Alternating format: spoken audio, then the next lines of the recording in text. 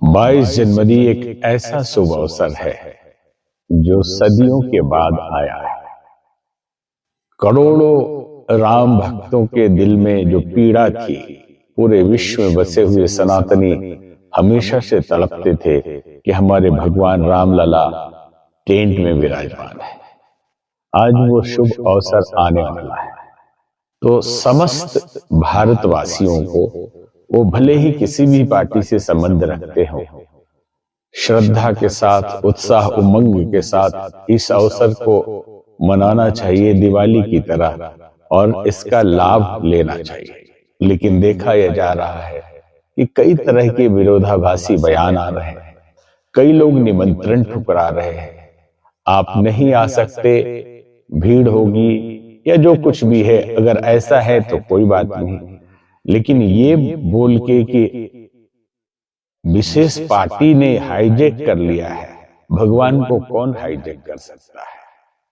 ब्रह्मांड राममय है, राम ने बनाया, राम ने उत्पन्न किया, और राम को ही यहाँ के तिनके बराबर मनुष्य कहीं हाईजैक कर पाएंगे?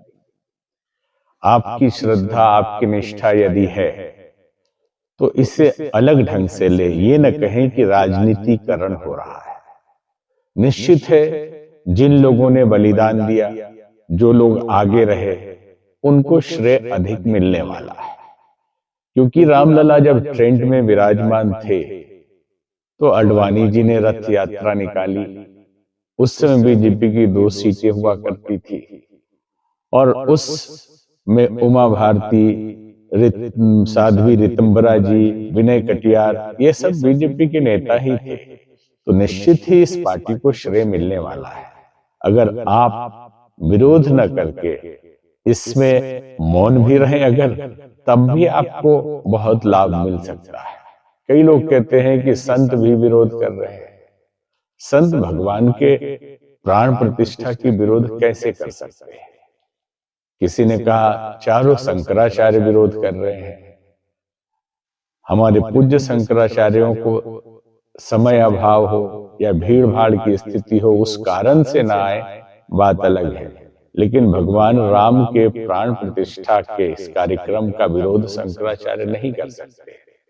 उन्होंने जरूर व्यवस्थाओं के बारे में कुछ बोला है कि कई लोग कहते हैं कि फिर क्या संत लोग बैठ के देखेंगे, राजनेता लोग प्राण प्रतिष्ठा करेंगे?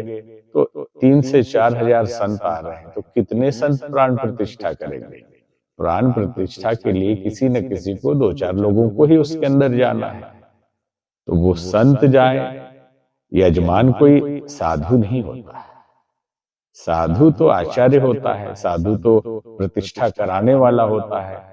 आम आदमी, गृहस्थी या सामान्य लोग में से ही कोई यजमान बनते हैं। कई लोग कह रहे हैं कि मोदी जी क्यों पूजा कर रहे हैं, इसमें किसी संत लोगों को होना चाहिए। किस संत का आप चयन करेंगे?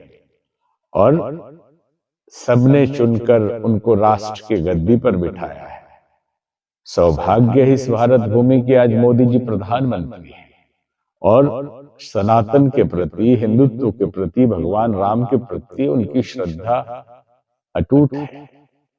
तो इसे बात का बतंगड़ न बना के इस कार्यक्रम को सहज भाव से होने देना चाहिए। जब भी कोई सात्विक धार्मिक कार्य होता है तो आसुरी शक्तियां विघ्न डालती हैं। तो क्या आप आसुरी शक्तियों के पक्षधर माने जाएंगे? क्या जब इतिहास में राम मंदिर प्राण प्रतिष्ठा का नाम लिया जाएगा तो उसमें इसके विरोधियों की लिस्ट में आप सब भी होंगे इसका विरोध करके? कई लोग कहते हैं मंदिर पूर्ण निर्माण अभी हुआ नहीं है, ये तो विघ्न हो जाएगा। जब टेंट में भगवान रह सकते हैं तो कोई विघ्न नहीं हो रहा था। जब टूटे फूटे मंदिर की अवस्था में भगवान रह रहे थे तो कोई विघ्न बाधा नहीं आ रही थी। तो अब गर्भगृह पूर्णतः तैयार हो चुका है, कुछ हिस्से अभी नहीं बने हैं। तो भगवान विघ्न को दूर करने वाले स्वयं ही हैं।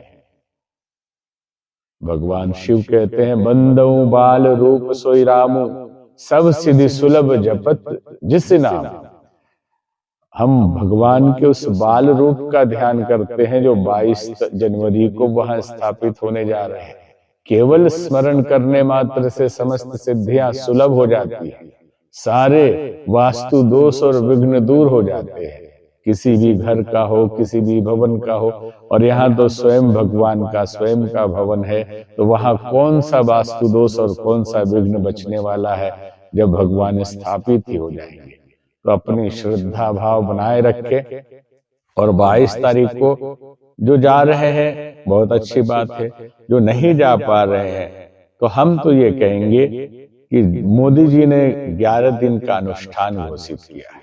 निश्चित ही प्राण प्रतिष्ठा में भाग लेने वाले यजमानों को तप करना चाहिए, व्रत अनुष्ठान करना चाहिए। और हमारे देश के माननीय प्रधानमंत्री जी निश्चित ही उसी अनुष्ठान का पालन कर रहे हैं। सबसे बड़ी बात और अच्छी बात ये लगी कि हमारे गुरुदेव भी कहा करते थे कि नए मंदिरों का निर्माण तो बड़ी तेजी से हो रहा है, बहुत सारे मंदिर बन रहे हैं, लेकिन पुराने मंदिरों का जीर्णोद्धार नहीं हो रहा है। मंदिर ऐसे ही पड़े हुए हैं। अब ये एक ऐसा अवसर आया है कि राष्ट्र का नायक ही घोषणा करे कि सभी मंदिरों में स्वच्छता हो। आप लोग अनुष्ठान के रूप में इसे लें कि अपने अपने गांव में जो भी मंदिर है उसकी सफाई की जाए। और अपना इतना जल्दी कुछ न कर सके, कम से कम सफाई तो कर ही सकते हैं। हाँ, उसके बाद अगर वो मंदिर टूटा फूटा है तो केवल राम मंदिर अयोध्या ही नहीं, बल्कि आपके अपने में भी जो गांव में भी जो मंदिर है उसका भी पुनर्निर्माण और उसमें टूट फूट है उसकी मरम्मत कराएं, उसे भी सुंदर दिव्य भव्य बनाइए। स्वच्छता का धार्मिक अभियान ये निश्चित ही ईश्वरीय कृपा देने वाला होगा।